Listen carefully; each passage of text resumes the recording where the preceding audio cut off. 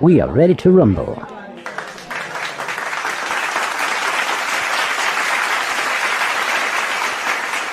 Welcome to Monsta TV. I am Fred, your friendly neighborhood alien. Totally politically incorrect, but sane as you could be. And since I just touched on sanity there, I've got something really interesting for today. It is an interview with Father Chad Ripperger. Strange name. And he had an interview with Shawn Ryan. He had him on his show. And Shawn asked him all sorts of questions about being an exorcist, because that's what he is. Now, exorcism is a very interesting thing in itself, and I've always loved movies about it. The Exorcist obviously is one of them, but other movies that went into the same type of subject matter and possession and all of that. And it's not just possession, of course, it's also influencing. If you've seen this, what was the name of that movie? Nefarious. He actually even mentions that film. Well, it's quite a good film as well when it comes to acting. Now, how true is all of that? Is there such thing as demons? Is there such thing as, like, unclean spirits, as they're called in the Bible? Well, obviously there is, according to this priest, exorcist here.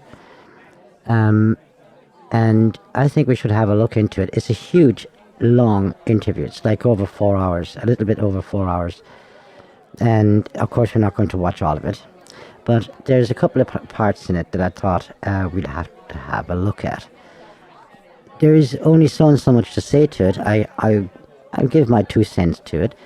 But of course, an awful lot of this is like on the basis, do you believe there is such a thing or don't? Now, if you look at it properly, you will find that the devil is much easier to prove than God is. In fact, if we were honest to one another, that thing would have been settled a long time ago. But let's get into this, because it's quite something. We're going to jump a little bit ahead after the introduction and going to get into where he talks on, what's it called? Epstein, the occult, rituals, and so on. Let's have a look. So, let's go for it. You know, with all the... I'm sure you've seen some of the Epstein stuff. Have you been following that at all? A bit, from a distance, yeah. That seems like some type of satanic ritualistic type stuff that was going on there. Yes, actually. And actually, the stuff I've read about as far as to the degree that I can have certitude about what you can find on the internet, the stuff that was going on there, and just the layout of the island gives an indication that it was heavily involved in the occult. The other thing I should mention too is that people don't get heavy into that type of thing. It's the same thing that we've seen elsewhere, where guys who suffer from homosexuality and they're active and they're very heavily active, it very often degenerates into ritualistic sex. It's the same kind of a thing there, that it eventually degenerates. Satan ends up just driving them, because they're so disordered that he gets involved, and then he drives it more towards a ritualistic kind of an approach. That's interesting, isn't it? Homosexuality will actually drift off into that kind of thing. Yes, it will, obviously. It makes sense anyway in a very, let's say, psychological way. It makes sense. As soon as you start going over certain borders, then obviously there is going to be this particular border, which is, the border to the no limits. Right? This is the last of the limits, and you go over that, and then there is no limits. Because you're not willing to control yourself in any form anymore. And homosexuality is one of those things, one of those gates that if you open that, you have opened the gate to limitlessness. Right? That's what it is. And if you think about it, you'll find that it's true. So if it wasn't ritualistic, I'd be surprised. With it, there's just so many questions about what's going on, and it seems like nobody high up, nobody that could actually do something about this is going to. In fact, they're just trying to cover it up. In fact, our mutual friend who brought you here today, I mean, we've had a handful of discussions about distractions and all the distractions that are going to come to try to take our eye off of the satanic ritualistic abuse that Epstein did. Right. Yes, like aliens, for instance. All of his people that were involved with him. Right. And in fact, he could have mentioned it as well, and I've heard it said a couple of times, just before Trump mentioned it as well, that they were going to declassify all the UFO stuff. Yes, every time things get closer to the truth, there's going to have to be some sort of distraction. The devil is, in fact, since he is the father of lies, he's obviously also the father of distraction. And before any of this came out, our friend said, I think it'll be aliens. And then, and then we see former President Barack Obama go on some random podcast and say, oh yeah, aliens are real.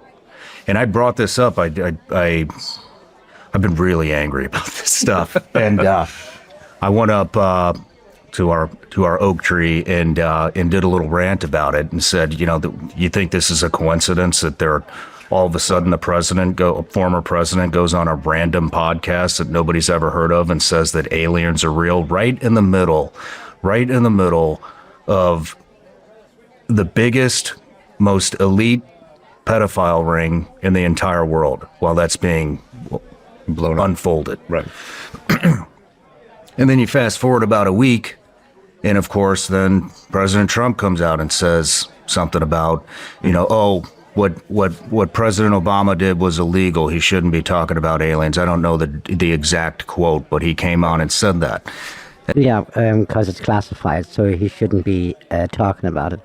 And that was kind of just a little dig, but Trump actually said then shortly later that he was going to declassify all of these things.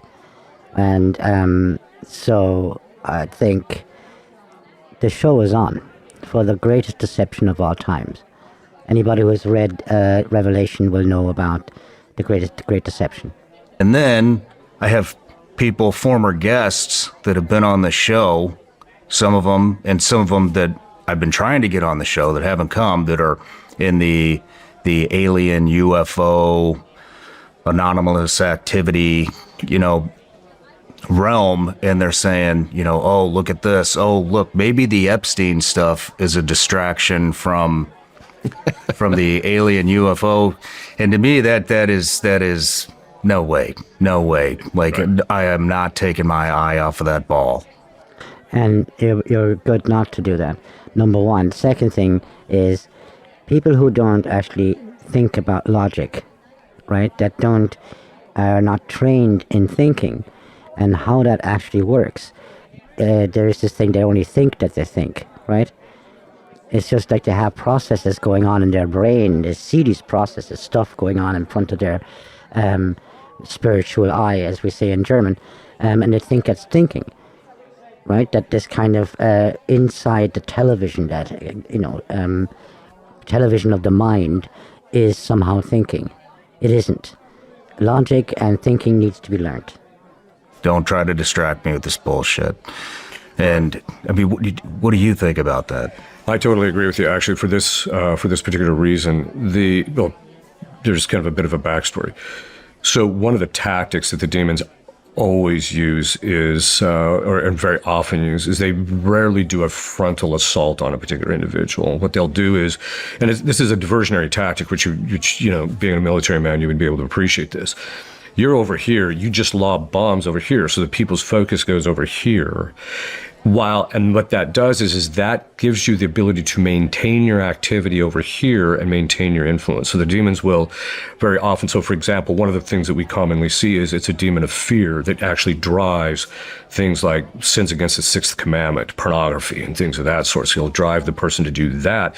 But the real root problem is the demon of fear. So once you address the demon of fear, then this stuff just clears out. Well, this same type of tactic is actually going on. They want you to not pay attention to what's really going on or what's really in the background, because that's where their vulnerability is, at least in the relationship to the diabolic. So it has that same kind of a complexion. So you've got this situation where the Epstein stuff starts to kind of come to the surface, and then all of a sudden there's this diversionary tactic that's used to get everybody, because now virtually nobody's talking about Epstein. So you just get that diversionary tactic over here. And, as you know, the American people have, a lot of American people have the memory of a goldfish, which is like 11 seconds. So as soon as you've got them looking at this thing, now they're paying attention to this. And of course, the whole alien things, I think, is just a ruse anyway. It's just a way for people to get focused and interested on that. On the other hand, I wouldn't be a bit surprised if the world elite didn't want to use the alien things from the point of view of, if you listen to the people who have been alienly abducted, it's always like the aliens are always telling them, oh yeah, we're here to save humanity. Well, that's Jesus Christ's role, not aliens. We're here because human beings can't save themselves, and we're here to basically usher in a new era. Yeah, that's because the elites want to get away from or at least the demons want to get away from Christianity as the ruling ethos that affects, the world cultures, etc. So the very same things that the demons actually want is the same type of stuff that you hear the aliens actually talking about and going into. So for me, it just looks like a diabolic diversionary tactic, not necessarily in the sense that the people that are doing this diversionary tactic, the human beings doing this, are thinking that, they're thinking in terms of diabolic necessarily in doing this. Nevertheless, that doesn't mean that the demons can't be using them precisely to that end, because the demons do not want people to become focused on the moral degeneracy, because then they'll start demanding change, and the demons don't want the change. They want this degeneracy because it empowers them. Yes. The whole thing about empowerment of demons is quite interesting, because there is no real power in that. The demons know, like, if you get into the whole thought process behind it, it's the same thing for the elites, it's the same thing for the mega rich. They know they can't maintain that, they know they can't keep it. They know they're going to die, they know they're going to have to leave all that behind. But something has to be done against those thoughts that want to surface. Okay, if I can't keep all those riches, if I'm going to die anyway, why am I doing anything at all? And those thoughts would destroy all of their feelings of power and so on. So there is no actual real empowerment. There's only the momentary illusion of power. And that's what they're after, and they have to, it's like a drug. Keep the illusion up so as they don't have to think about the problem that's in front of them. If you ever think about what is death doing there, it's a problem that wants to be solved. It's something that needs to be or wants to be solved. It's in fact put in front of us to be solved. You mentioned demon of fear. Yeah. What is the demon of fear?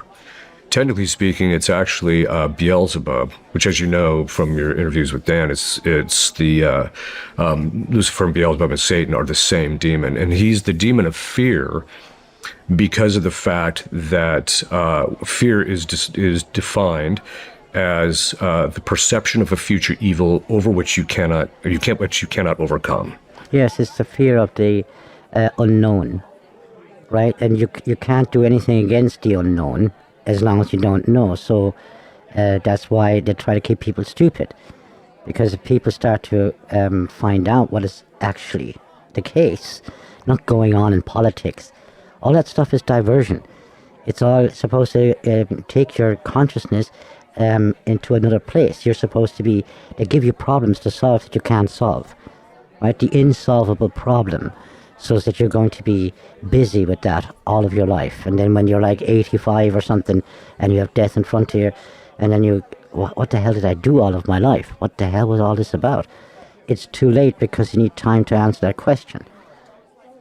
So there's some evil that's coming down the pike. You see it coming, and intellectually, and you can't get away from it. Well, in my dealings with him, he says he lives in, Beelzebub says he lives in chronic fear. And the reason he lives in chronic fear, he said, is because, and it's also the same reason why he's exhausted. He spends all this time hyper-focusing on everything that's possibly going on, because he said God broadsides me a lot of times.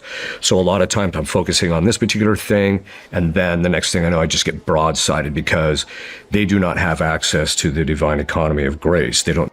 Yes, because he doesn't know when God is going to bring grace to somebody or save somebody.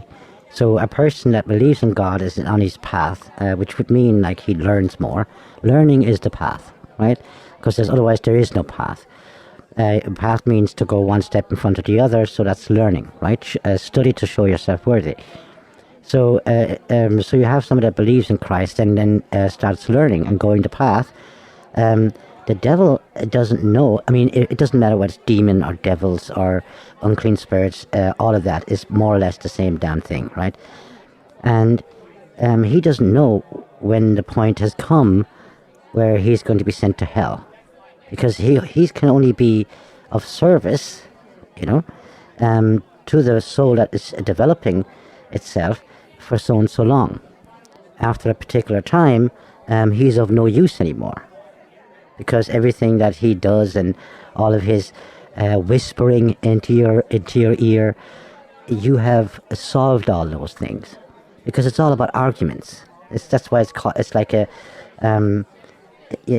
a court case, right? He's always making accusations and arguments and stuff like that. And as you learn, you get the bigger and the better argument, and it will get closer and closer to the actual truth of things. So at a certain point, it's over for him, but he doesn't know when that comes along. So yeah, he's always going to be in fear of getting put to hell. And there's not just this one demon, by the way. There's loads of them. Know what graces God's going to give to people, and as a result, the demons get taken to the woodshed. And so he's fearful of getting basically beat up in relationship to that. The other part about it is that they have a conscience, and their conscience bothers them, and they also have a sense of shame for what they actually do. They even mention the demons have a conscience. Oh, they hate themselves. It's just like feminists, for instance. Today we're not talking about feminists, but in a certain way they are. There is this demon of feminism. You can be damn sure of it. And feminists hate themselves.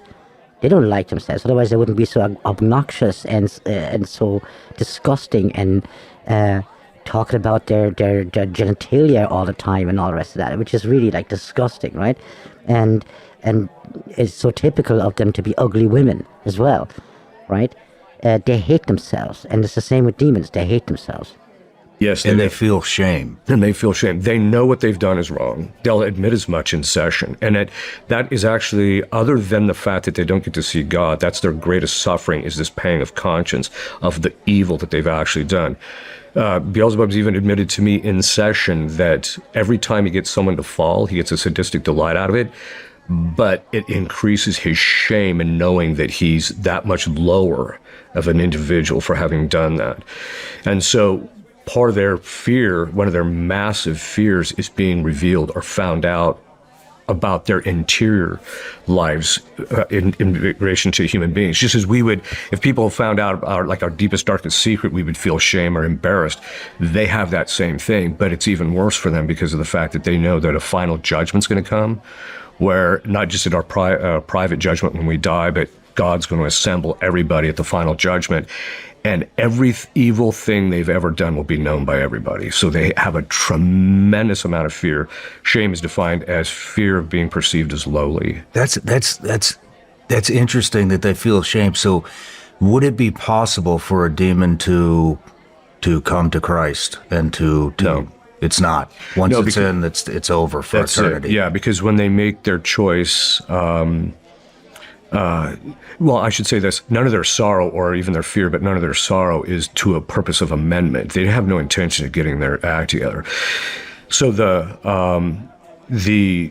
basically when they made their choice, because they were created, when they were first created, the first instance, when they were created into a state of full comprehensive knowing. So they actually knew who they were, what their nature was, because they could actually see their nature. Whereas human beings, we have to infer what human nature is. They could actually see it. By that, they also knew what their assigned task was. God created them for a specific task, a mission, you could say, that they had to do. And that mission determines that means that one angel is actually essentially different from another one because they have a natural law. They have inclinations along that line. So, but then he also created them. He infused all the knowledges of the essences of created things that were going to ever exist.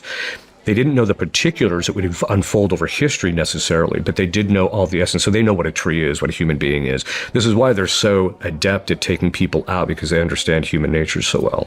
Okay, so they were created in this state, but that means that unlike human beings, we got to wake up and drink some coffee and kind of get our act together before we can actually think anything of any depth, right? Well, not with them. They were instantaneously fully comprehended all of that. They knew what their task was. They knew what the reward would be if they were faithful to that, which would basically get to see him for all eternity and be in eternal happiness. Or they would also know what their eternal punishment would be if they did not do it. That means they had full, absolute comprehension. Now, the reason God cuts us slack as human beings is because we're stupid. Yeah. He explained quite well. Just like to put it back together again. Because their decision to become evil, right? That's what we call it. And to go against God was based on knowledge. It is actual completely, the reason why we might change our mind is because we didn't know something. I thought that X was true, right? And because of that, I made a certain decision. Then I find out, oh, X isn't true at all. Y is true. And then I might change my path. So, but they already knew everything. They got knowledge, which doesn't mean, which means a certain something. What they didn't have is experience, obviously. They were brought into existence and they were given all the knowledge. Right? But they don't have any experience. It's like, you know that water is wet because you've experienced it. But if somebody who has never gotten come in contact with water whatsoever, if you told him water was wet, he would know what you mean. Do you mean that it's fluid, that it can change shape, or what is it that you mean? Because wet is an experience with water, right? So they know that we describe it as wet, but if they haven't experienced it, they have no idea what that is. So they have knowledge without experience, which just means that they have knowledge but not understanding. That's why the Bible often speaks of understanding, actually quite a lot, right? In Psalms, they repeat it all the time, knowledge and understanding, and that's the thing that they don't have. So they don't base their decision on the basis of experience, as we do. They do it on the basis of knowledge. And because they're completely knowledgeable and making a decision, there isn't a new knowledge that is going to come along and change their mind. You see what I'm saying? Right. We're just stupid. And so that's why God's like, okay, you're stupid. And so when we're contrite, it's because our wills aren't fixed. Because when we make a choice, we don't have that full kind of comprehension they did. Mm-hmm. We just later we realize, oh, that was just dumb, right? And so because of our lack of knowledge, we don't have that same level of knowledge where they had full comprehension. Now, St. Thomas says that their will is proportionate to their intellect, which basically means that when their intellect understands something, when they make a choice, it's proportionate to that thing, which meant that when they made their choice of being with God or not, of doing their task or not, they were all in. And that means their will became completely fixed in malice. Wow. In fact, yes, they based the decision on all knowledge. And that's what makes you guilty. That's the difference between guilt and doing something evil or bad, but you didn't know it was bad or evil. That's why, for instance, we forgive children. Children can do really bad things and really evil things, but they have no idea what it is that they're doing. And they can do really stupid things. As he says, we're stupid, right? That's why we would be the children of God, God's children, because relative to God's knowledge, we're actually stupid, just like our, 2-year-old. And our 2-year-old would think that, he should have the say in the house for, every now and again. That would be only fair, that type of thing. And but that's why we wouldn't say that children are guilty. But these, because they were angels, they're completely guilty. Like, on a level that we can't be guilty even. Even when we're like 80 or 90, we could never be as guilty as an angel who has made a decision like that. It's funny because I actually had a case where this kind of thing came out, because I said, okay, so let me get this straight. So you were I was dealing with this demon. So you were created to have the beatific vision, yeah, and you were created to have this phenomenal task of enlightening people's minds, yeah, and you were created to have all these perfections that would surround that, and you'd be able to influence people for the good, yeah, and you knew if you didn't do this, you'd end up in hell for all eternity, yeah, and it would bother you for all eternity, that you would just hate yourself and have, because when they rejected their task, remember, their task is who they are, and that means, but they made their choice. It was perfect self-hatred, and you knew you'd hate yourself for all eternity. Yeah. And I said, and you do it again? He said, yeah, I would. Wow. And basically what it comes down to is there was a perfection that they saw that they wanted that wasn't part of their particular nature that they wanted. And they had to be willing to sacrifice that in order to have the beatific vision, which is a greater good. So they had to sacrifice the lesser good for the greater good. And they were unwilling to sacrifice that particular thing. So they literally chose a figment of their imagination, because they knew they'd never have it. They chose that over reality. Real quick, back to aliens and anomalous activity. So, yeah. I mean, we've talked about it several times, and I believe it too, that all of that stuff is from a spiritual realm. Yes. And so what I want to ask is, when we're talking about the elites, when we're talking about the people that are getting us to focus on the distraction, right, away from, in this particular example, away from the Epstein files and everything that went on there, onto aliens and UFOs. So the people that are in on this, do they know what aliens are, or do they have any knowledge that we don't have, or are their minds being controlled by a demonic force?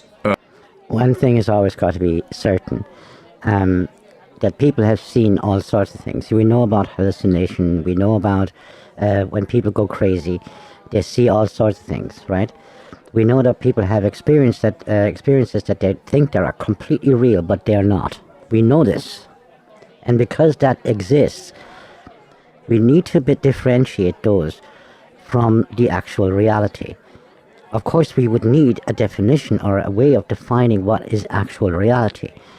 And people are so busy bringing it to the point that we can't even think that this reality that we're all in is real. Like when they come to us with the holographic universe, and that this is some sort of a simulation and stuff like that, right?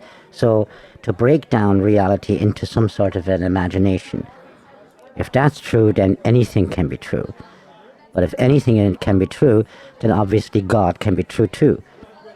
It would just destroy itself, and that's what always happens with evil. And so yeah. they're carrying out a agenda, and they don't even realize it. I think there's levels. Okay. So some of them are that lower level, which you just mentioned, the last part. Other people actually do know that, there's nothing out there. This is just, and the diabolic. The other thing is, too, is some of the elite that are at the top are actually involved in occult activity. And those people know that we're actually dealing with spiritual issues here, or spiritual realities. One of the things that happens, I've never had it because they know I don't buy it, because demons, they know a lot because they've been watching us for our whole lives, right? So they know what our general patterns are and what we're likely to think and believe, although they do sometimes throw stuff up just to see if it'll stick, but generally they know it. And so they know I don't buy any of the alien stuff, and so they've never done this to me. But I do know other exorcists where they would, in session, they would actually, once the demon manifested, they would manifest in literally looking like an alien with the eyes and the small mouth and the whole bit turning gray. And they even call themselves gray. And they try and lie to the exorcist by saying, oh, well, we're not angels, good angels, and we're not bad angels. We're not demons. We're kind of in the middle. We're neither good nor bad. No, dude, you're just a demon, right? Because when you start talking to him, it's all that is a diversionary tactic, which they do in the sessions. So just as we're seeing this play out itself on a grander scale in the world with the whole alien thing, they'll try and do that in the session where they're just trying to distract you by something that they know that is not true, but they're hoping you'll believe it's true, because then from there they can manipulate you. Oh, for the people that are watching this in German, the translation is really, really bad. Okay, I've been following the translation here. Usually I translate stuff on Monstercast, but I mean, I can't help it here because obviously this is the English-speaking channel. I tried to help the German listener a little with the subtitles, but the translation has gotten really bad. It used to be way better. And the guy here, the priest, isn't talking in a difficult way. It's not a difficult thing to translate, but it's really bad. So don't get misled by the translations here. When you say there's different levels, do you have to pass through each level, or do you just arrive at a level? So, like, if you are in the occult. No, it's just like, imagine you're in a city, okay, and you don't know where you are. There's different ways of getting more lost than you already are. That's what the levels are. It's the same thing as you're climbing a building, and there's things that would keep you on the second floor and the third floor that would interest you, all right? Whereas you're supposed to be walking up the stairs from level to level, and on each floor you have all these temptations and stuff that wants to keep you involved so that you don't keep going. It's not that every level has its own, it's not like a game, and the game gets worse and more difficult. The reason why things seem to be getting more difficult along the way has to do with the fact that it seems to be getting more complex first.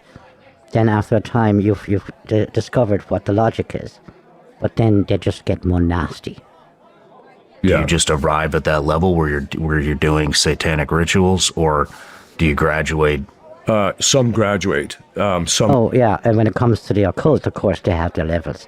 No, I was thinking about the levels for the exorcist, or for the person going the path. Okay, that it's just one path. There's no levels. Are actually they're trained in this stuff from the very beginning. Sometimes they're actually groomed. They'll watch them in college, or they'll watch them and then they'll introduce them into this through various secret societies and things of that sort. They'll get them into engaging in the occult. See, the reason why they have these levels in the occult has all to do with vanity, right? So you get a kind of a badge. You've reached level such and such, right? It's all to do with vanity. None of this actually means anything. I might talk about it later, but just let's keep going. A few of these people, not many of them, that are actually part of a pedigree or history that extends back to the late 1500s, 1600s, where the occult practices has been in their family lineage literally for 300 to 400 years. And so they're so proficient in the knowledge about how this stuff works and what is actually involved. They know that there's demons and God, etc. And they know that their activity in the occult is getting demons actually involved. They fully know that. In fact, their knowledge of this stuff is almost on the same level as mine. And so they have a full understanding of it, but they're on the side of evil. And so they tend to raise their children generation after generation within that particular occult set of practices. I mean, where do these people think they go when they die? Well, they know they go to hell. Why would you want to go to hell? Well, because they have a false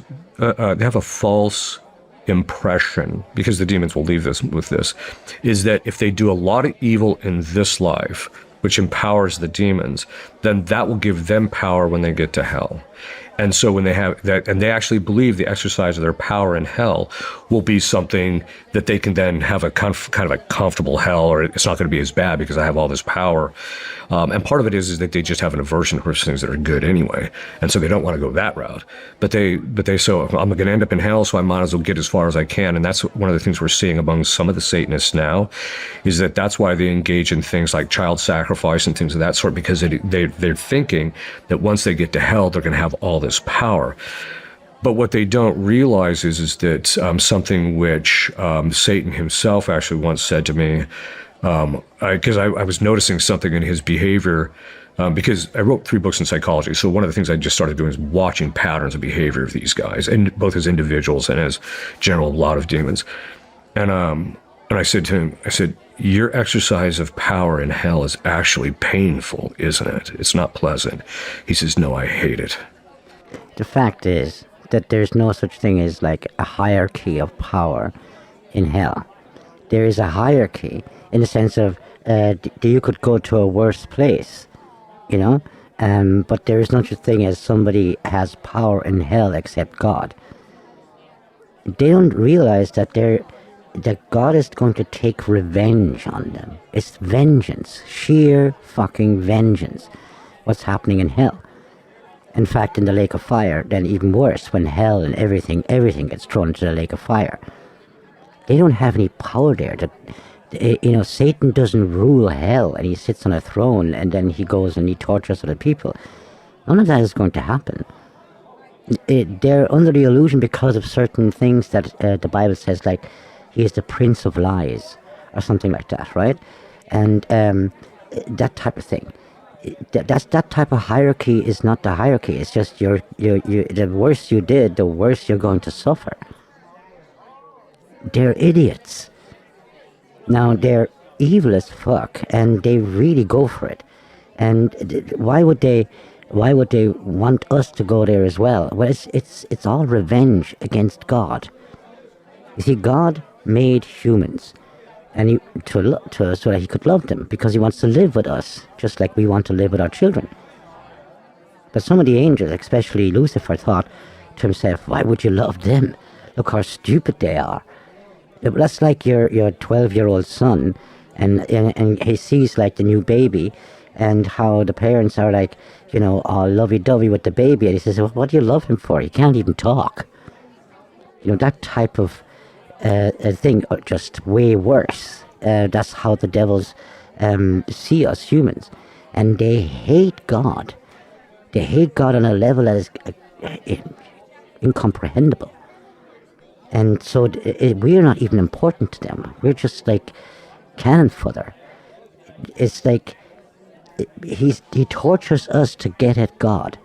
Just like if have evil people when they're up against each other, if they can't get at you, maybe they can get at your children. That type of thing. Or we'll get him to say yes to whatever we want when we get his children. Type of thing. He says, I use it to keep, to try and protect myself, but I hate it. And so they don't seem to realize. And that's even a lie, because you have to be really careful with devils and what to tell you, because they're just liars all the way. Whatever way they can get you to find interest in them is a lie.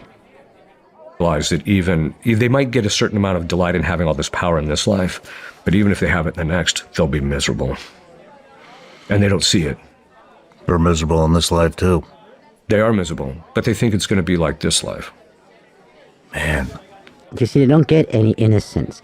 The reason why there's no hell, way out of hell, people who have done things to children, like he says, that's the worst thing that can be, because you're taking the innocent and those who can't defend themselves. They can't do anything against you, right? And that's like the greatest evil of them all. So once you've done that, you're done. As Christ said, it's better to get yourself a millstone, wrap it around your neck, and throw yourself into the sea, rather than I come get you, right? And the thing is that once these people are in hell, they can't prove themselves again. Because, you see, they're not going to get an innocent life into their hands again to prove that they wouldn't do anything to that child. It's not going to happen again. And they're not going to get a good person, a godly person, that they cannot do harm to prove themselves. That's over. And evil people doing evil to evil people, nobody gives a fuck. No one gives a shit. And oh, you didn't do something to an evil person. Why didn't you? Because they would deserve to be punished. There's no way out of hell. None. Thank you. It's gonna be a heavy interview. So everybody starts off with an introduction here. Okay. Father Chad Ripperger, Roman Catholic priest ordained in 1997, theologian, philosopher, and one of the most prominent exorcists in the world.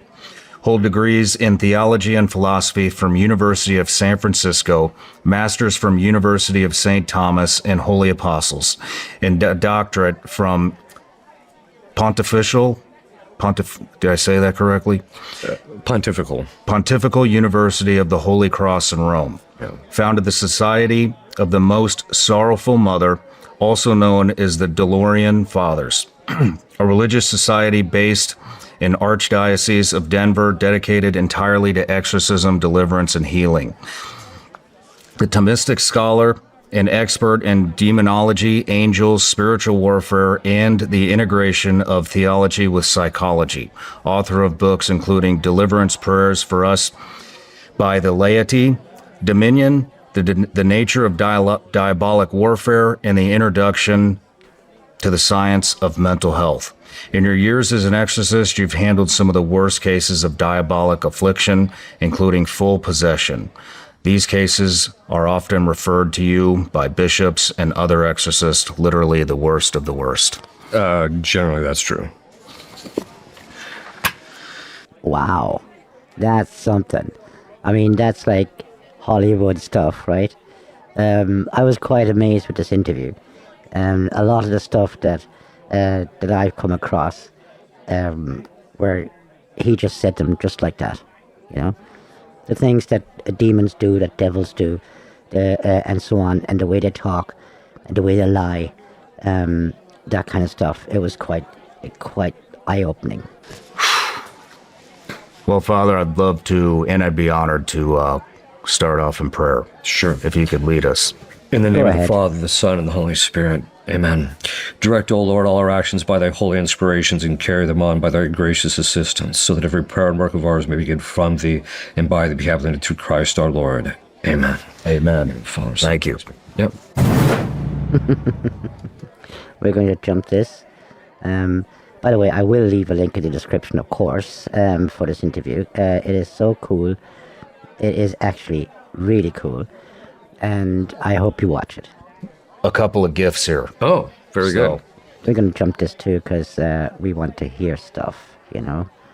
Let's get into hearing stuff. Okay, more gifts. Let's hear more. Families that historically led good lives, were doing, raising their kids properly, very often very religious, doing the things that they're supposed to do. Now they're attacking them, which gives us an indicator that they're emboldened. It's either a sign of one or two things. They're emboldened because as the world gets more evil, they get more power, and so they can actually attack fortresses that they used to not be able to attack, or that they would never attack in the past. And so we're seeing that it's specifically an attack on the family. So we're seeing a dissolution where all sorts of different kinds of problems are actually happening within family lives.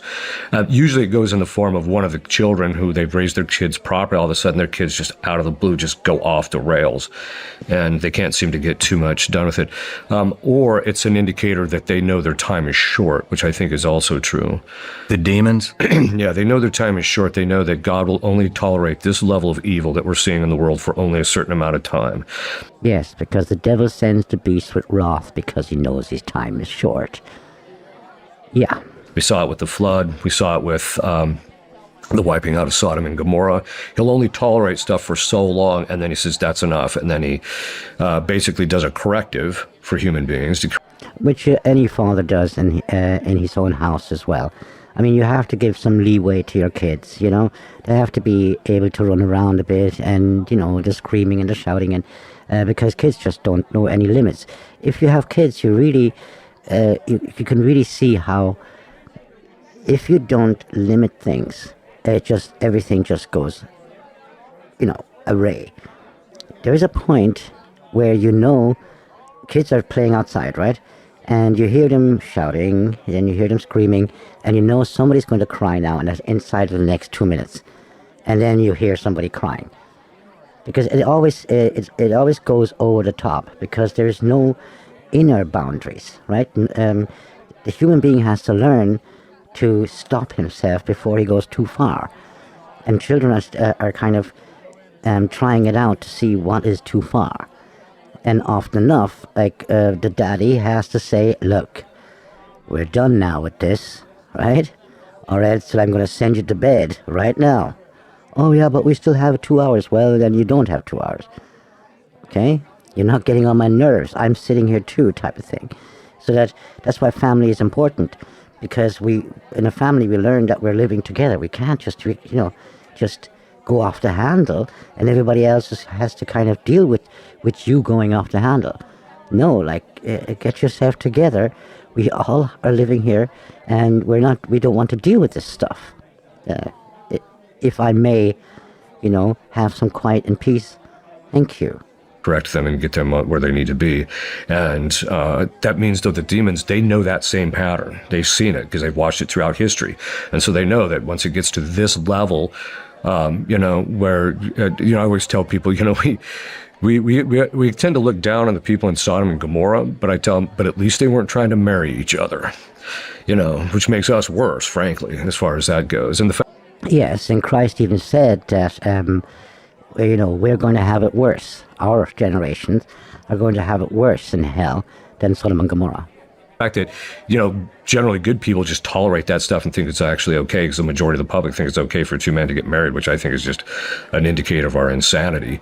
But that all being said, I think they know that the gig is up. God's gonna intervene at some point, just to do the correction. And so they know the time is short, but then also the amount of power that they actually have. There was a prophecy that St. Francis of Assisi gave back in the 1200s. And he talked about a time which would come in which the demons would have unusual power. And as exorcists, we've noticed that their resilience and ability to take a beating and to hold on to things is on a level that we have, historically we just never saw. And so we know that there's a lot of evil out there that is empowering them to stay where they're at. So, but the primary angle of attack right now is on the family. The reason for that, the reason for that is also that people are not as afraid of demons anymore as they used to be. People were, keeping their shit together, and they didn't want demons around them, obviously. Today, there is a sort of as you see in pop music and rock music and so on. I love rock music, by the way. It's not the music necessarily. Is that there is a kind of a devil worship going on, right? Where it's great to be evil, right? And there's this playing around with that. You see it in movies. All of a sudden you have vampires being good, all right? And you have good werewolves, and you have the good evil.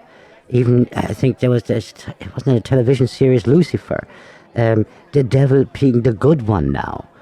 You see what I'm saying? Upside down world. And that's exactly what this time signifies. The Bible tells us that. It's quite amazing what the Bible had seen 2,000 years ago. What was going to happen in our time. And it's happening. It's there. Man, the families. Yeah.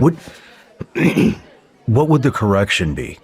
Is it going to be a correction, or are we approaching end times?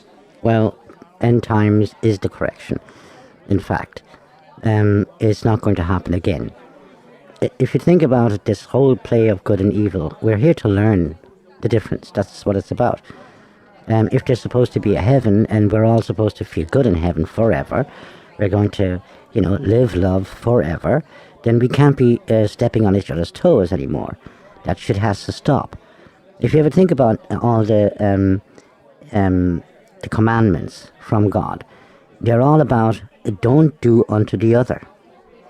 right? The simplest way of saying what morale is don't do unto others as you don't want them to do unto you. Simple. You know, if you go to a killer, he doesn't want to be killed. If you go to a thief, he doesn't want you to steal from him. He definitely doesn't, I'm telling you. And if you go to a liar, he's kind of hoping that you tell him the truth. If you look at traffic, right? You know the guys, the people who drive like fucking maniacs. The only reason why they can do it is because other people don't. You see? So evil can only actually have the type of power, right, that we're talking about, is because others don't do the evil. As soon as we're all evil, you'll hear them crying. All of a sudden. They don't like it that you do evil unto them. At all, right? So this is what it's about. It has to end. Otherwise it would just go on forever. Because we just have new people being born all the time, and then they want to learn it too, so they want to learn that, oh, I do something to you and you don't like it, but I don't give a damn because I don't feel it. And then somebody comes along and does it to them and they don't like it. It's quite something that people haven't learned, only because they don't feel the pain that they inflict. You know, that it could be done to them as well. And obviously we have made those experiences because we're all kids, you know, that we don't come to the conclusion to say, look, let's just stop. Let's just stop the crap. No, we don't. So God is just going to end it. So why all the evil at the end? So that everybody can see it and decide. Like, we're going to be forced to decide this side or that side. And don't you come on to the crazy idea that is for the church or against the church. It has nothing to do with that.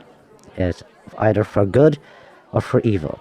And the good is obviously defined to Christ. Well, ultimately, we don't really have any certitude. I mean, it could be the type of thing that it's the situation for the Antichrist is just about present.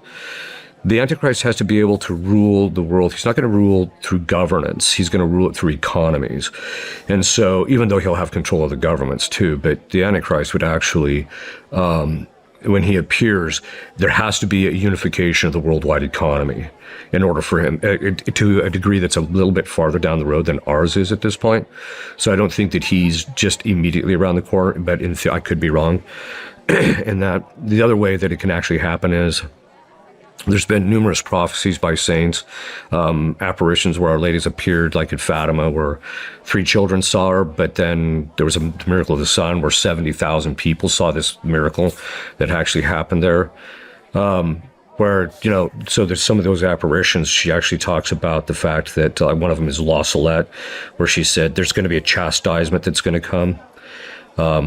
And that chastisement will be a minor chastisement, but it's going to be the type of thing where, excuse me, we're going to see infrastructure. God's going to basically allow some type of war or something that's going to happen to such a degree that, you know, it's going to be brutal even for us who are good and who are prepped and ready for it and all of that. It's going to be brutal for everybody.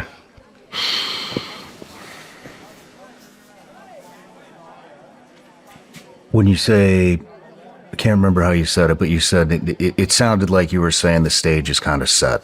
Yeah. Almost everything that's happened needs to happen. What has happened that needed to happen, and what still needs to happen? Well, before the Antichrist comes, one of the things that we know from the fathers of the church is that there will be a worldwide implosion of people's morality. So, which we've seen, right? So that's happened since the 1950s. There's been an implosion where people just aren't following the laws of God or the natural law in any sense of the term. So we have that. The other part of it is, again, is the unification of the worldwide economies, because he has to be able to basically control people en masse. The other thing is it has to be something that the people that are alive, that in order to survive, you have to be able to plug into that economy in some fashion. That's why they talk about the mark of the beast. Well, we're almost there, where they could literally just decide, look, unless you're going to sign off on certain things, you're not going to have access to the digital currency that we're going to enact worldwide, and therefore, because that's how he could rule it. At least that's my opinion. I think that's one of the ways how he's going to control people is through digital currencies, and he's going to just shut people off, and that's how they'll be able to basically starve people out if they're unwilling to sign off on the Antichrist's rules. So it's going to be those kinds of things have, as I mentioned, have come into play. So we're talking like social credit score. Yeah, that's right, among other things. The other thing is, too, is we also know that the Catholic Church specifically will have to be at a state where it would have to have gone through a prior weakening crisis, and then it will resurge, and then right before the Antichrist comes, the morals of people will implode, they say, in such a rapid fashion to where this last 50 years will make our heads spin. It'll be that much more rapid. And that could happen really quick, actually. That could happen really fast. It's not that, because you were saying it doesn't seem to be around the corner. Well, in fact, that kind of thing can happen really fast. The wars that are happening and the way, they're trying to bring it to the point where all of the economies are just going to collapse, and people are going to, cry and want some sort of dealing with that. And that's when they can make that devilish offer.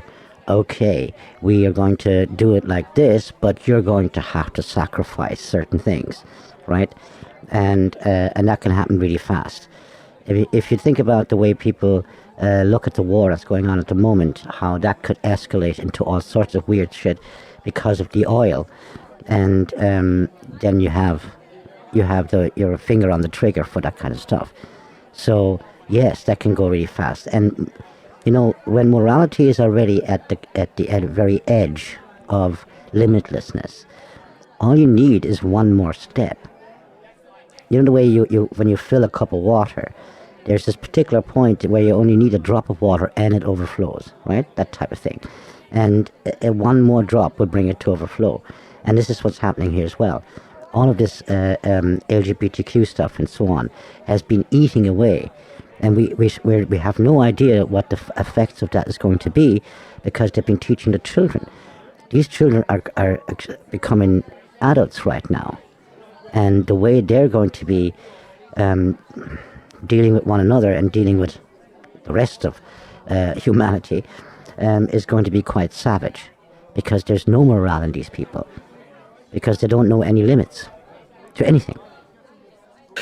So there's some prophecies that have been fulfilled and some of them that haven't quite been. When you say good people, I mean, is that everybody? Everybody will be under the influence? Well, they say that the Antichrist will be so charismatic, and it will be that unless a person has specific graces from God, you're going to easily get sucked into into what he teaches and what he professes, which of course is going to be a rejection of Christ, and he will set himself up as the Messiah, but it'll be a political type of a thing. The other thing that has to happen too once he shows up, of course, the two prophets that are in heaven, the Elijah and Enoch have to return. They're put to death.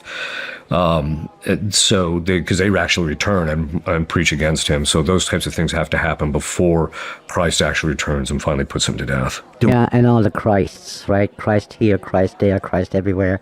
And when people say, oh, here, Christ over here, don't go there, that thing has to happen as well. But as I said, when there's a particular point, right? And then you have these 3.5 years. And then where the shit really starts to go down. 3.5 years isn't a very long time, right? So it's not far away, that type of thing. And the beginning of that, we'll notice. We'll notice when the Catholic Church and people like him will start to say, oh man, we're here. So, and the two prophets are going to be here as well. So we will notice if we have our eyes open. We know what names they'll use? We don't. Other than, you mean as Elijah and Enoch? It'll be clear who they are. What about the temple? I really like this one, this thing here. According to the fathers of the church, at least the ones that I've read, they said the temple will never be rebuilt. And it will never be rebuilt. And the reason being is because, first of all, Julian the Apostate tried to rebuild it, and it was destroyed in the process. Christ actually put an end to the Jewish sacrifice on purpose, because the Jewish sacrifice in the Old Testament was a lead-up or a prefigurement of Christ. And so he gave them one generation in order for them to convert to Christianity. And when they didn't, he put an end to their sacrifice. So technically speaking, there hasn't been practicing Jews in 2,000 years, because the temple hasn't been around. They haven't been able to offer sacrifice. Doesn't mean that they don't pray and things of that sort, but they haven't been able to enact their primary religious duties, which is to offer sacrifice. Plus, their Levitic line, which is their priestly line, was destroyed. So, but then, and the difficulty is people tend to misinterpret the book of Daniel, which says, when the abomination of desolation takes its seat in the temple. What they don't realize is that is not a reference to the Jewish temple. That's where the Protestants are getting it wrong. So a lot of the Protestants are thinking, oh, well, let's help the Jews rebuild the temple, and then that will usher in, because Christ is going to return, after they think the temple is going to be rebuilt.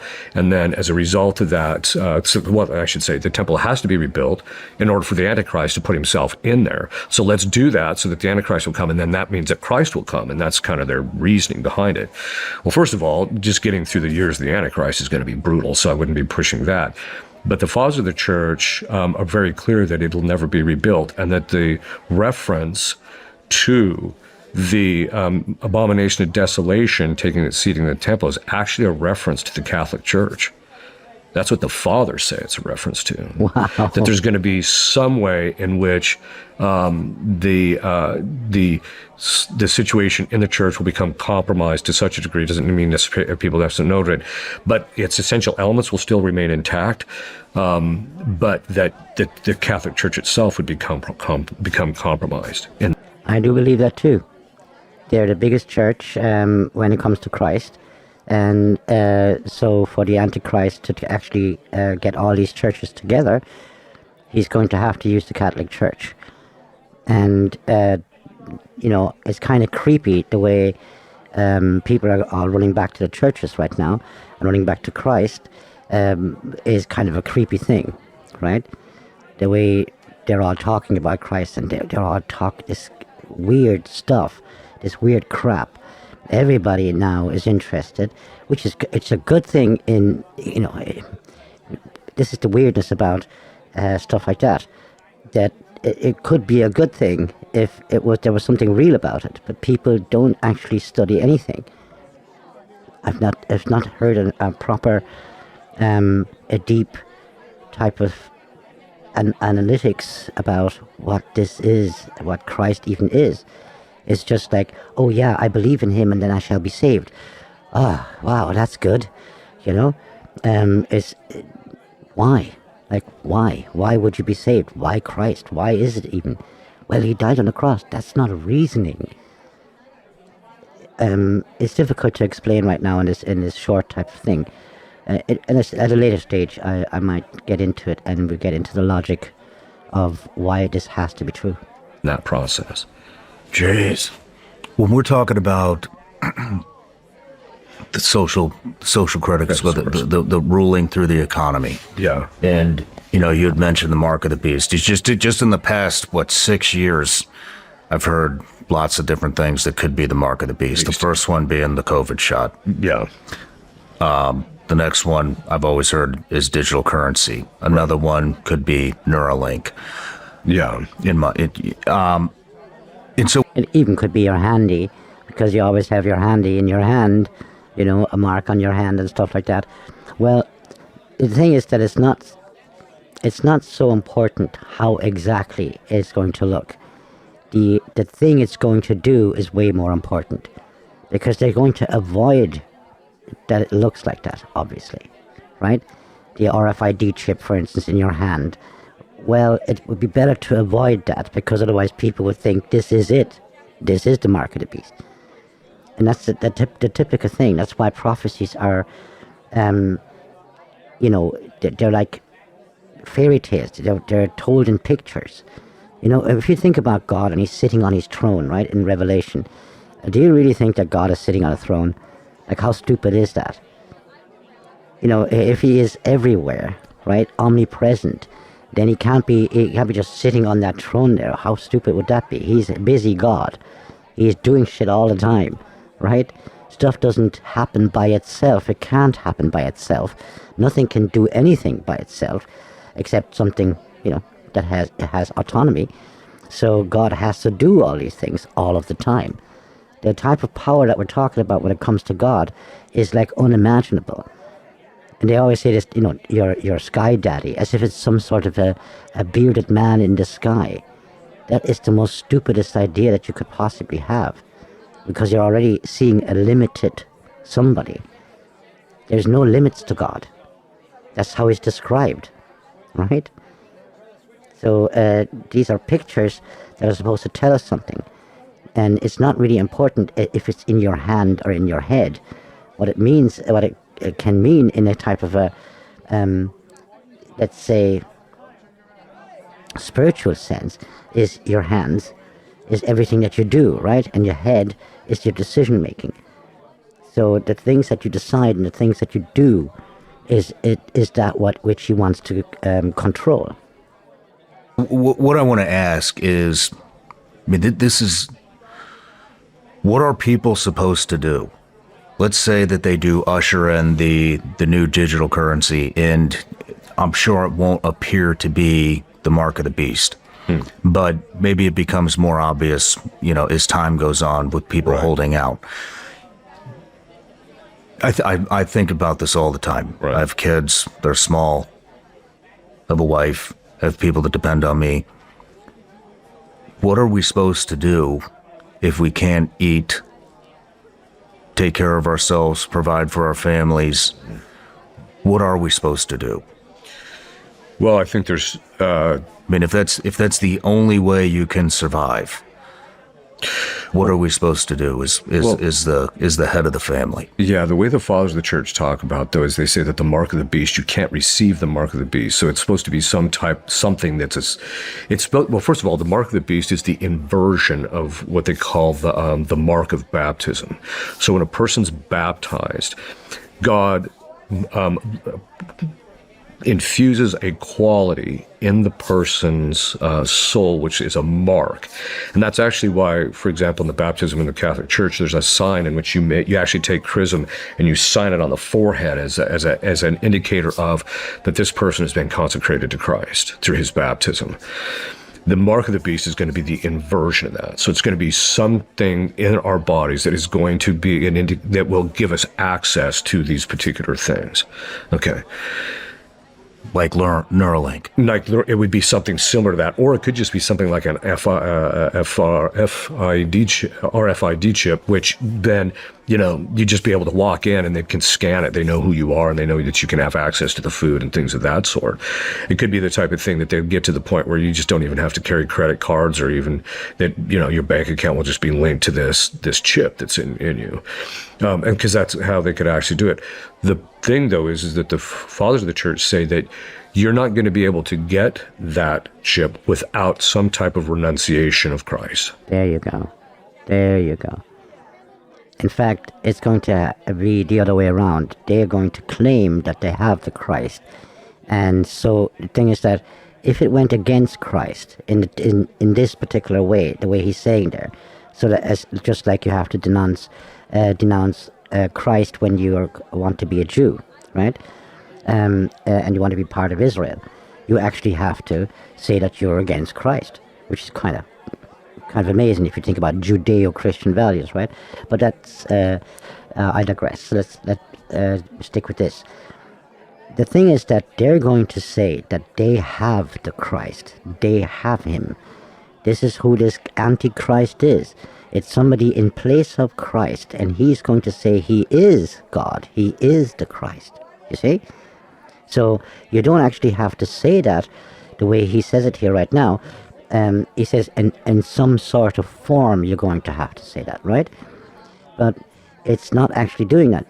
If you say yes to him, you have automatically said no to the actual Christ. We're supposed to be able to differentiate. That's what learning is about. That's why a study to show yourself worthy of being able to make this choice. The other thing is, is that this is voluntarily.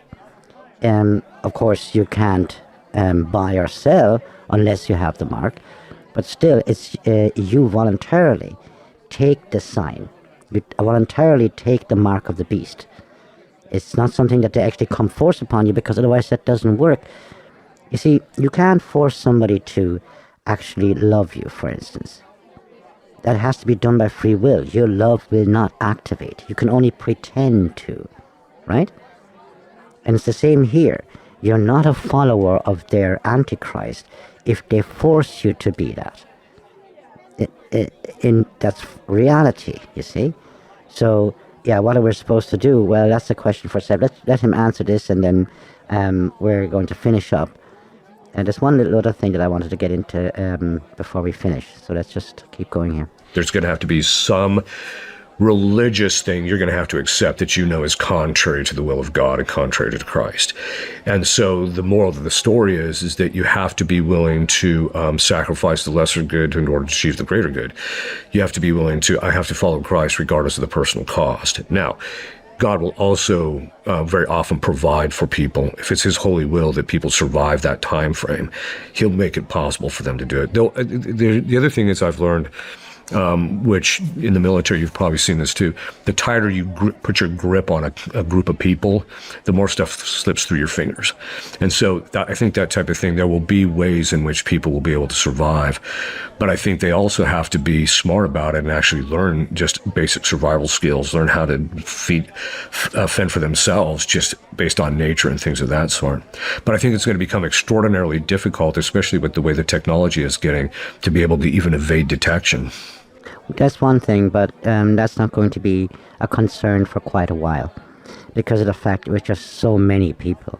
And the fringe, the people at the fringe, the couple of hundreds or a couple of thousand people who are not into this and who are able to fend for themselves, feed themselves and stuff, they're not going to be of interest.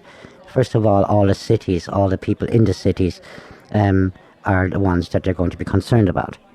The couple of people living, in the wild are not going to be any of their concern, because they're not of any danger to them either. That's going to happen at the very end, where the Antichrist is going to turn to the adept and wants to get them, right? And but that's when Christ says, okay, that's enough now. We're done with this shit. The thing is that, the way you have all these Christians. Apparently you have, a couple of billion Christians, something like that. And you think that they're all with Christ. Well, of course, that's not true. Right? You can think completely wrong things about Christ. Not a problem at all. There's churches that completely contradict one another, and they're both Christian churches. But Christ is only who he is. Like, who is he truly, is the question, of course, in such a situation. And there's no way around it. Like, if somebody calls your name and then I'll start asking you questions, yeah, but weren't you at that shopping center there yesterday evening? No, because you weren't, right? Yeah, but, didn't you grow up there and there? No, because you didn't. So only because you have the name doesn't mean that this person knows anything about you because of the name. So those people who are, like, let's say, they're Christians in namesake only, are going to be sorted out here, because they rather give up the deeper knowledge of anything true for the fact that they can go shopping and that they can be part of everything, rather than stick with the knowledge of who is who in all of this. So that's going to be quite some time where you see an awful lot of people running after, don't go there, Christ said, but they will. Even though, why does that happen? Because they don't read the Bible. People don't actually read the damn book. And obviously you can be led astray by people just telling you what's in the book. Read the book. I think so too. Yeah. I think about this all the time. Yeah. One more question. I've always heard about the golden calf. Mm-hmm. How does that play into the end? Well, the obviously the difficulty with the golden calf in the Old Testament is that they basically created a god of their own making, and so this is the same type of thing that you're going to see in relationship to the Antichrist. He will basically ensconce himself as the one to whom we are to worship. The difficulty with the Antichrist, of course, is he's going to be perfectly possessed by Satan. And he will be endowed with by perfect possession. Satan will be the one in the driver's seat, so that we'll be dealing with somebody who will be endowed with Satan's intelligence. And as a result of that, it's going to be extraordinarily difficult intellectually to combat this guy without specific graces from God. I always thought that this was a pretty cool thing. Satan hates Christ. He completely hates him. And that he then is forced he's actually forced to take on the personality of Christ, the personhood of Christ, to sit on the throne of Christ, right, as a picture. He has to pretend to be Christ even though he hates him. I think that's really amazing, so that he can be worshipped. What it tells you is obviously that people want Christ. They really want Christ, you see. But for him to be worshipped, because he wants to be worshipped and wants to sit on the throne of Christ, he has to pretend to be Christ. That must be really, really diabolical for him. I love it. I just love it. There's one little passage here that I want to get into before we stop. I will put the link in the description. I recommend listening to this. It is 4 hours long, but sure, you can take it in steps. He goes into all sorts of things, and it will tell you all sorts of things about the different types of demons. What type of demon and so on is something you will learn along the way yourself, like what they're trying to convince you of and so on. But I thought there was one part that was kind of interesting. I'm just going to pick it out here, and we'll go back into it. It's about all these other gods, because there can only be one God, right? Obviously, monotheistic religions and blah blah blah. Well, you need to think about what it is that you're saying, but it could be true, or this and that could be true. It doesn't mean anything, right? So let's just have him talk about the pagan gods here for a second. About Greek gods. Yeah, it's the same. Some I've seen exorcists seen, some we haven't. So, I suspect at some point some exorcist has come across, Venus or whatever, but we just don't hear about it too often. And so when we get into, looking back through time, when we're talking about Norse gods, Baal, Moloch, Greek god, any gods that, throughout history, does that mean that those gods were introduced by a demon? Oh, yes, they were, because they want to be worshipped. You see, they want to be in place of God. They hate God. The devil hates God. And any way to get us away from it, and he is there in place of, is his way of taking revenge and stuff like that. If you think about it, Lucifer wanted to be God. And that's one of the most ridiculous things that you can ever imagine. If you think about geometrical space, which means space the way we used to think about it. We're not talking about physics now and astrophysics and space-time and stuff like that. No, space, the thing inside of which everything is, right? Even space-time is inside of this thing called space. There is no limit to space. There can't be an end to space, right? Because even that end would have to take up space. Like if you had some sort of a wall there. The wall has a certain thickness, and that is taking up space, right? So space goes on forever.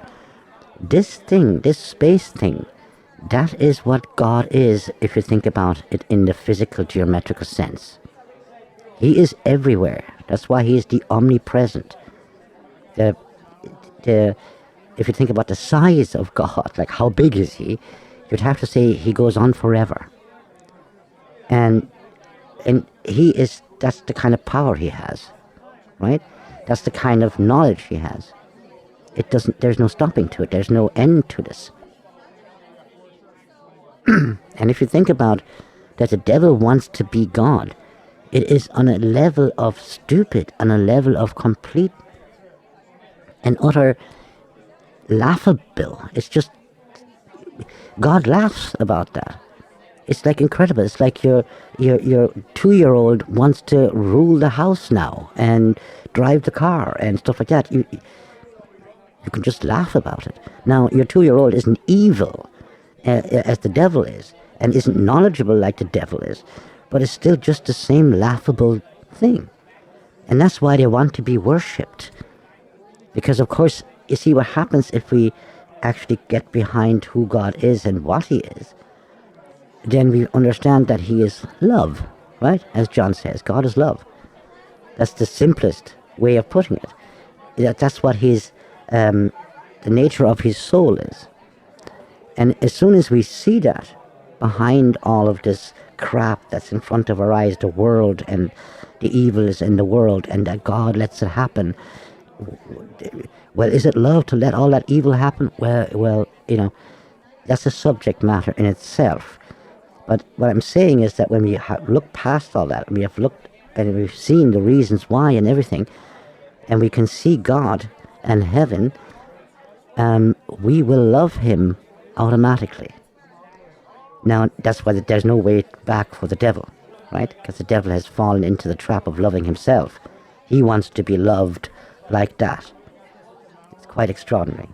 So it's one of the most craziest things. Yes, of course, all these other gods, all these idol worship type gods are obviously all coming from demons. Very often.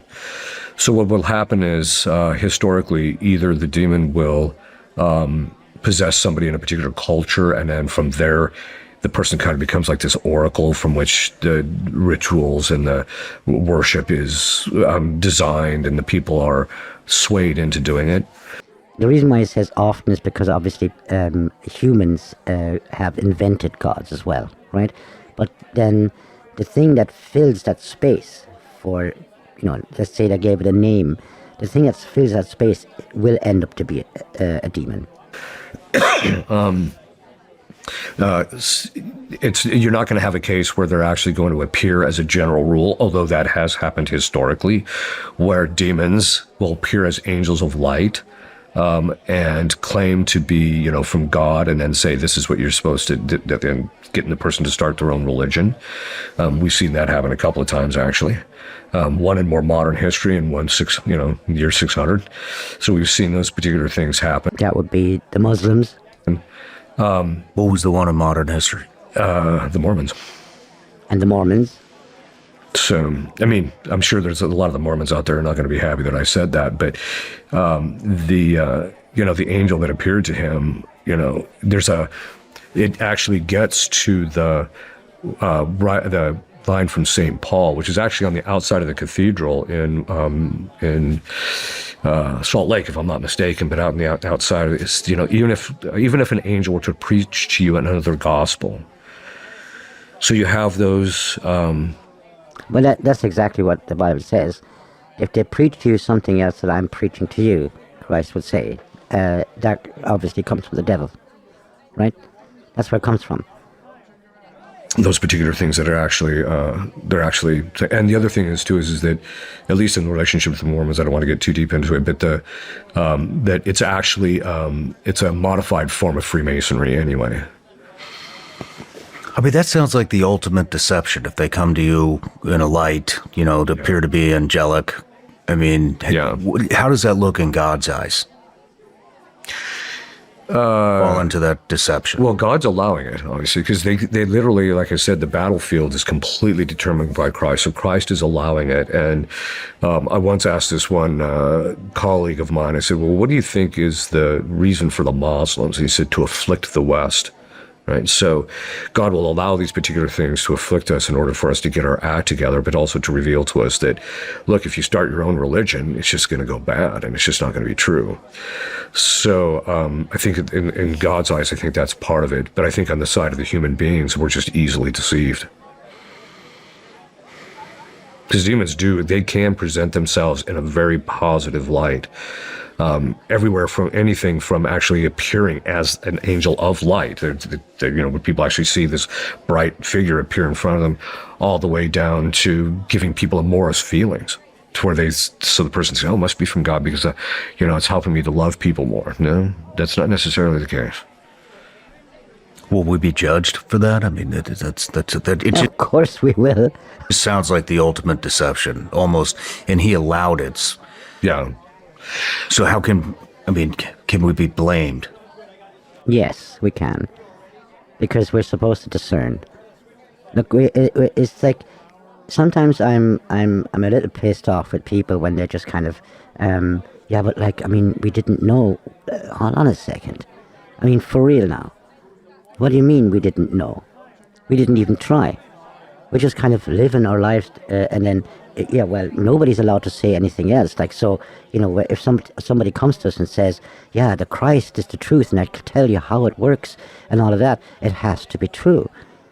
We're supposed to prove everything, except death, right? We're not supposed to try death. We're supposed to, look at everything and think about it and discern and find out and all the rest of that. We're supposed to do that. And to think that we just kind of wander through this life and then, oh, he told me a lie. But what have I got to do with it? If you go to a certain church and you believe them, you choose, and you've chosen that church because there's other churches. If you read the Bible, and that's what, that's the whole idea of it all, that's why it's there, you'll notice that there is no person anymore between the human being and God.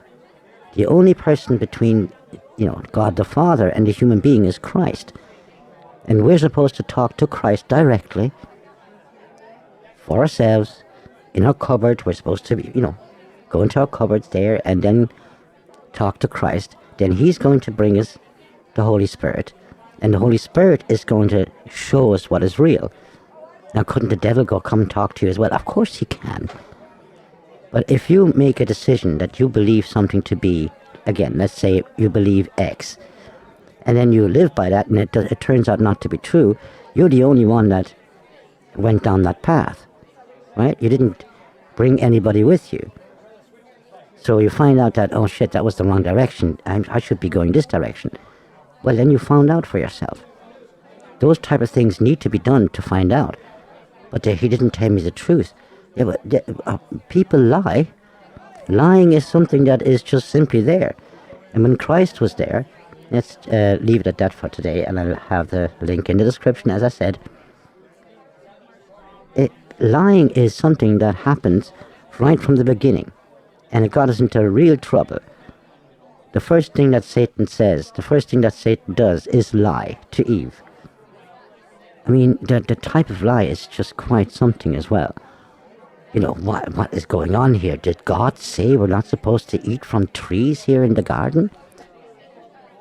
What a loaded question. The first thing is, the way he can look down upon God. Who the hell is able to look down upon God? That's an impossibility. Anybody that feels that should know right away that something is wrong here, because it's impossible for me to look down on God. If I understand the definition of who God is, it's impossible. You see? Yes, it's our fault. In a sense, it's our fault to choose this or that or the other, because we have free will. And it's our job to see to it that this is the proper path, right? That's our thing. We're the ones that's choosing it to go that direction. That's why, the false priest or the false prophet, he's going to get his judgment for that, surely. But we're going to be judged on the basis of what we've chosen to do. Of course we are. That's why, hey, let's let's not run like crazy and then fall over and smack our heads on the ground, but let's walk, slowly and surely and look around and watch and discern and think, find out what logic is, and then we'll find out things that will amaze us. The definitions of words, right? If a simple little thing like, maybe to finish up, is, the way this whole LGBTQ thing and the movie by Matt Walsh, What is a Woman? That was a really good movie, by the way, a documentary, and it was a really good question, because as soon as they define what a woman is, it is absolutely clear that a man can't be a woman. You have a woman standing there and a man standing there, and these two words, man and woman, are there to differentiate between the two. What are the differences between the two? And we give those a name. Male, female, man, woman, right? That's what it's there for. And it's the same thing with words like justice. Only justice can be justice. Yeah, but we can talk about it, and some people might think, and some people... Did you ever hear that thing when people start something with, some people might think this and that? Who gives a fuck what some people might think? If 1 + 1 is 2, that's it. And I don't care what some people might think. If you're concerned with that, you're going to run up against the wall, and it's going to hurt. If I'm not concerned what is true, if I'm not concerned about that, that is my fault. If I'm willing to just believe without finding out if it's true, that is my fault. And yes, whether or not he's going to judge me like, oh, you bad person, you chose this and that. Well, if you didn't steal, lie, and kill and stuff like that, and you had a generally good morale, the only thing that's really there in front of you is, can you accept that God corrects you?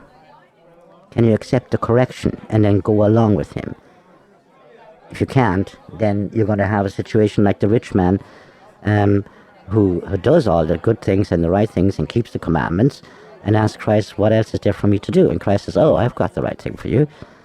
Sell all your stuff and then give your money, whatever money you get from that, give it to the poor, and then come and follow me. And he left really sad because he wasn't going to do that. Right? It was a choice. He knew now the path. He knew the way. He knew. Christ didn't say every rich man is supposed to do that. He said to this guy, this is the thing for you now, right at this particular moment. And he knew he wasn't going to make that choice. And that's why he was really sad. That's something, isn't it? So, if we're standing in front of God, and he tells us, look, all of this was quite cool, but that and this and the other, that wasn't cool. That was wrong. And now we get pissed off in ourselves and too ashamed to be in his presence. Well, then we're not going to be wanting to be near him, and we want to get away from him. And the only place where God isn't as present in that particular situation would be hell. So think about that. Anyway, I think this was one of the most interesting interviews I've seen in a while. He goes into quite some depth. I mean, it's 4 hours and 8 minutes long, this thing. It's worth watching. So, there you go. We had a little dive into this thing. Demons and such. Anyway, so, it will be a proper place to say God bless you all. Till next time, bye-bye.